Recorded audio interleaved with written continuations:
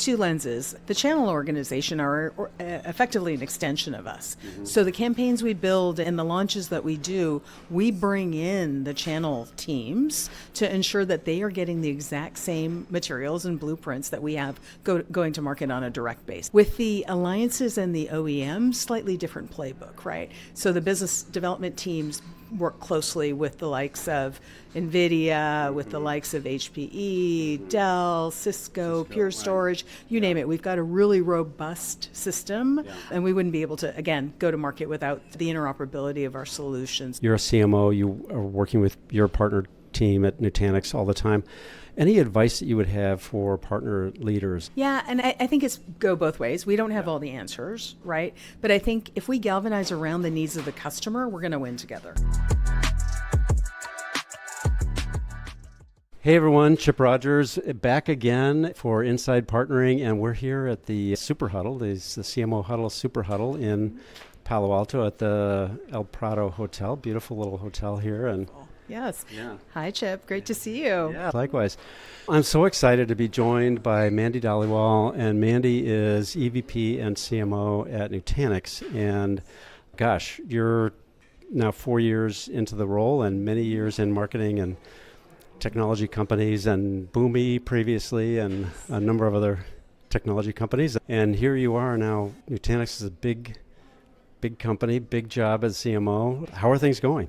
Yeah. First off, thank you for having me, Chip. Things are going really great. We're a multi-billion-dollar enterprise, publicly traded, massive ecosystem, over 30,000 customers, about 7,000 to 8,000 of us globally as employees.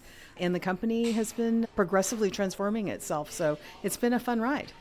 That's fantastic. You and I have known each other since before you were joining, actually, and as a part of our CMO Huddles activities and connections. Let's start with your role as CMO, and Nutanix, as you mentioned, has a huge ecosystem of partners. How do you think, as our audience are partner leaders, so I want to tie a little bit of the marketing, go-to-market with partnerships and how you're working with partners today. Yeah, certainly. I lead a full stack marketing organization, and during my time at the organization, I think it's super interesting and very enlightening for me when I first got there. Obviously, a partner marketing leader, product, brand, all the things that you'd expect, demand gen, et cetera, but partner marketing was always an afterthought at Nutanix. Yeah. And yet 100% of our business goes through the channel. We are a software vendor that partners with every server vendor out there, and yet it was always an afterthought. So part of my mission was to bring the partnering aspect of what we do closer to the center of the marketing orbit, right? So let's think through how we're launching products. Let's think through how we're launching campaigns and demand gen programs and ensure there's a route to market with partners as well. So there's been a massive transformation underway at Nutanix, and really partners and customers, of course, are always at the center, but partners are right there alongside, because we know without our partners, we just wouldn't have the force multiplication in our business that we need.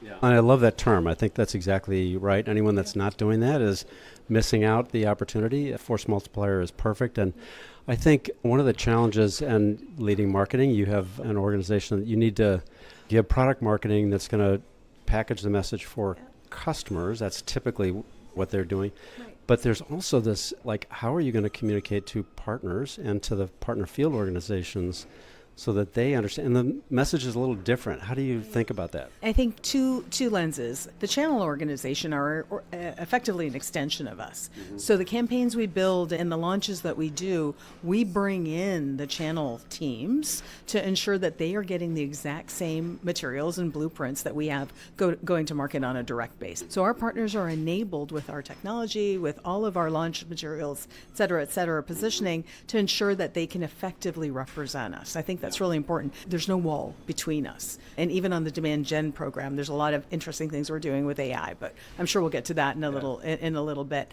With the alliances and the OEMs, slightly different playbook, right? So the business development teams work closely with the likes of NVIDIA, with the likes of HPE, Dell, Cisco, Pure Storage, you name it. We've got a really robust system, and we wouldn't be able to, again, go to market without the interoperability of our solution. So with the server vendors, different play. We're selling on those servers. With the strategic alliance partners like the Dells, we're powering AI factories. With Cisco as well, we have joint go-to-market blueprints that we run. So very complicated GTM and really partner-specific in terms of how we action the marketing into the market. How do you think about that of the marketing market through partners, which we're talking about, the channel partners, and then marketing to partners as well, because there's a lot of that where you're really trying to get, they have a lot of partners that they're working with, and so how do you get top of mind for them as you're going to market? Yeah, a couple of ways to address that. I think with the alliances, it's all about the momentum that we have as a technology, right? And so they're not going to go drive our business forward. We have to go do that, but we bring them along and we pull through demand through them with our joint solutions. So we still have to go do the heavy lift to get the Nutanix value prop of run anything anywhere, software-defined infrastructure. And so we make sure that we run that through, but also in terms of our capabilities as a hybrid multi-cloud platform and the value we deliver to the customer, that goes clearly out to the market with the partner. And so the demand gen programs play a role there. But if I were to back up a little bit, we've announced a lot of partnerships during my tenure at the company from an ISV perspective. And all of those partnerships have a couple of things in common as far as a blueprint and a playbook. So we start with enablement. Our teams go in and enable the partners and vice versa with critical alliances, right? So we have to all understand what we're selling to whom and why. Right? So really get down to the fundamentals. Once you get that mind share going, we work and get out into the ecosystem and into the market. There's a lot of events. Like, for example, Dell has their world tours. We have our own user conference. We partner with AWS. We're going to be at reInvent. So we go out together and tell a joint story together. And then we work on the demand gen side. So you got to create the brand to get the demand in. So it's the same playbook, but it's how it's orchestrated into the market is critically important to drive the success. And even then, continuous enablement is required with the selling organizations, ours and our partners. I was going to say, right. Is that your own? Right? We have to be top of mind because these folks are incredibly busy and they've got lots of deeply technical and lots of opportunities coming their way. It's a challenge. You've got to use them as a constituency as well for marketers. And not only do we have to get out to the market with the customers and prospects, the partners and our reps are absolutely critical to ensure that folks understand the latest and the greatest. Yeah, fantastic. Like you said, complex business, a lot of things going on. Right. That's amazing. Mandy, I'm curious, again, if someone is a partner leader that's watching, you're a CMO, you are working with your partner team at Nutanix all the time, any advice that you would have for partner leaders about how to work with the marketing organization, with CMOs, and any things that you see maybe that they could learn from? Yeah, and I think it's go both ways. We don't have all the answers, right? But I think if we galvanize around the needs of the customer, we're going to win together. Yeah. And so I think the message that I have for our teams and for our partners is always come to us. Let's ideate together. You understand what good looks like for your technology. We understand what good looks like for us. 1 + 1 may not necessarily equal 2.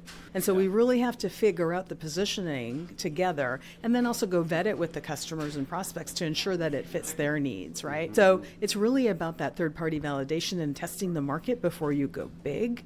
And I think that only happens with open collaboration. I like that. And as you said, make sure that it resonates with the customer, with the joint value proposition. Why are we here? Yeah. Right? Without them, we're nowhere. Yeah. You mentioned earlier AI. So talk a little bit about how Nutanix is leveraging AI in your products and go to market. Yeah, we have multiple ways that we leverage AI within the company. We have AI within our platform, right? We run AI workloads on our platform as well, and then we leverage AI as a business. So we've got all the enterprise tools. We're in the midst of bringing all sorts of technology that's really game-changing for all of us as far as productivity goes. From a marketing perspective, I am scaling up my entire marketing organization by our second half of our fiscal, which we're in right now. Everybody's going to be enabled, and the marketers, the bogey for them is let's innovate or else we're going to be left behind. Yeah. But really, as far as the go-to-market staff stack. Again, the theme goes back to we have to architect to fulfill the customer need. The customer no longer, that buyer journey no longer matters that there's a handoff between sales and marketing or success. At the end of the day, the customer need is the need, and we have to be equipped to have our workflows meet those customer needs. So we're reimagining how a customer interacts with us. We have an agent on our homepage already. We have a great technology called OneMind. It's a superhuman. So you can actually have a conversation with an AI avatar and get the answers you need quickly, 24/7. Right on the website. On the website. It's there now. And so we start there, and then we're able to hand off to sales if we need to, or answer questions, or have community editions of our software, providing access easily. And from there, we use machine learning as well to be able to go progress our opportunities. We have a significant amount of pipe that we're trying to progress, and so we're looking for ways to automate that. We also have content creation, design, all of those technologies in the stack. So really, for me, the conversation I'm having with my leaders is, let's just not go add more tools or build tools until we really understand the journey. Let's architect that first and then be able to slot in the tool. That's where we're at. We're a big ship. We're a 300 plus marketing person organization, so it takes us a little bit to pivot the entire org, but as we've adopted these technologies, we're already starting to see some great results. And everybody on my team now has agents on their org charts. And so it's fun. We're building for machines and humans, and it's the new world order. That's exciting, yeah. And as we've been hearing today in some of the sessions, a lot of experimentation, right? It's like you got to just try it and see what works and get a feel for it. Yeah, and that's the beauty of events like this, because we're able to have inspiration, things that we never thought of, and also learn from other people's experiments. So it's a great way to get involved in the marketing leader community, and that's another shout out to folks. If you're not part of these groups or even on any social media, that's where they're sharing some of these best practices and tips, and also the fails. I think it's critically important for us. We're in a deep learning situation right now in the industry, and I think it's really important for all of us to embrace it. I agree. CMO Huddles is terrific. I think some of the things, I was blown away earlier today when everyone went around, each of the tables said, okay, what are some experiments that you're running? And it was incredible, all the different, and everyone's writing notes. Oh, let me try that. Let me try that. Yeah, I think we could author a book in real time about all of the experiments, right? Yeah. And we'll probably look back 6 months from now and go, oh my gosh, we were so off the mark. But at least we got it out of the way and moved forward to a better solution. Yeah. Right? Yeah. Yeah. Mandy, this has been fantastic. I really appreciate you taking some time and sharing your thoughts and experience and expertise as a CMO of huge company, Nutanix, and many things going on, hugely successful. So thanks, Mandy. Thank you, Chip, and thank you for doing this and sharing our stories. We really appreciate you. Thank you. Thanks, Mandy, and thank you all for joining another episode of Inside Partnering, and we will see you soon. Hit the subscribe button, and we'll talk soon. Thanks, everybody.